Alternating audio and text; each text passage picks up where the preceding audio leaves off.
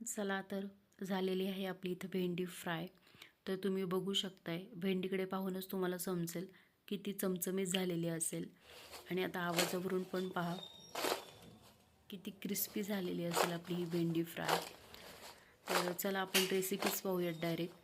तर मी आता रेसिपीला सुरुवात करते आहे. सगळ्यात आधी आपल्याला भेंडी मीडियम साईजची कट करायची आहे. जास्त पण बारीक नको, जास्त पण मोठी नको. तर मी इथं मीडियम साईजची भेंडी कट करून घेते आहे सगळ्यात आधी.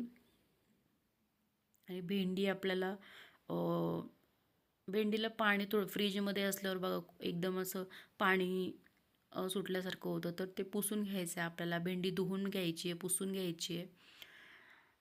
त्यानंतर इथं माझी भेंडी कट करून झालेली आहे. तुम्ही बघू शकताय बाउलमध्ये मी भेंडी घेतलेली आहे. आणि आता आपल्याला याच्यामध्ये ॲड करायचं आहे बेसन.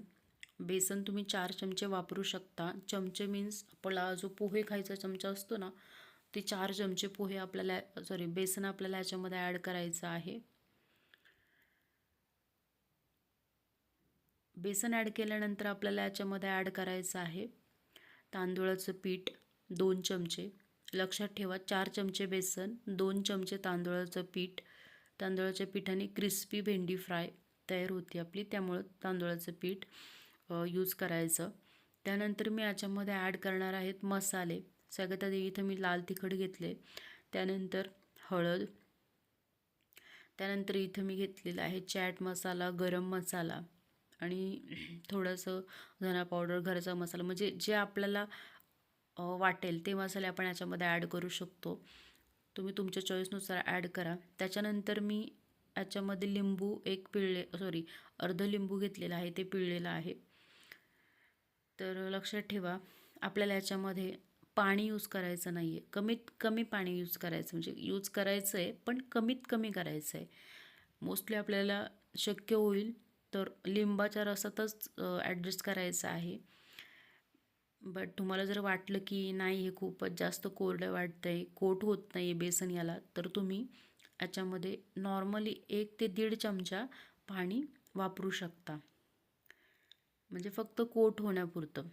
तर अशा पद्धतीने मी टॉस करून घेते आहे. तुम्ही बघू शकताय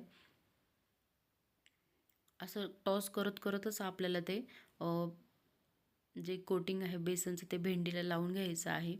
चमच्याने पण तुम्ही आधीमध्ये पूर्ण असं मिक्स करून घेऊ शकता, टॉस करू शकता. असं आपल्याला 5 ते 7 मिनिट करायचं आहे, जोपर्यंत पूर्ण कोटिंग आपलं बेसनाचं लागत नाही.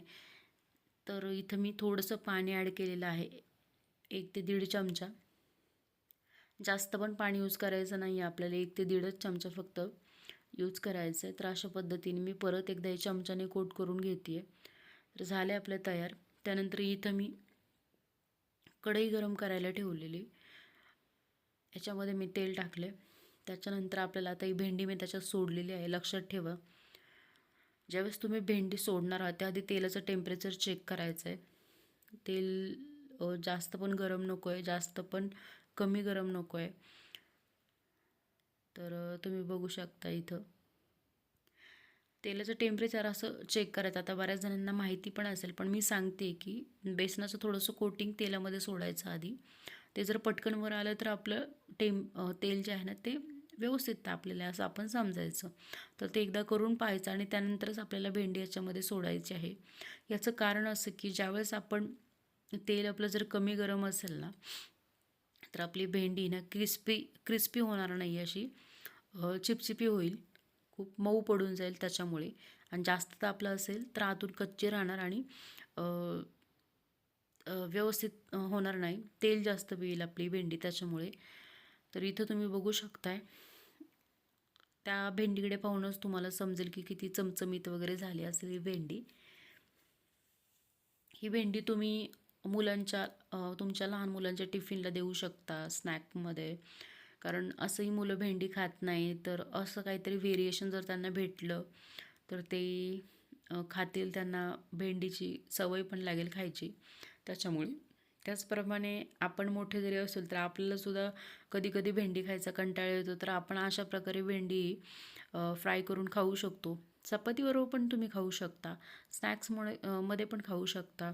वरण भातासोबत तोंडीसुद्धा तुम्ही लावू शकता भेंडी. किंवा असंच ॲज अ टाईमपास म्हणून आपण दुपारी पण एखादी किंवा पाऊस पडतो आहे बाहेर त्यावेळेस पण आपण एक करून खाऊ शकतो. एकदम भज्यासारखी कुरकुरीत ही भेंडी होती आहे. त्यामुळं कधीही आपण हे ट्राय करू शकतो.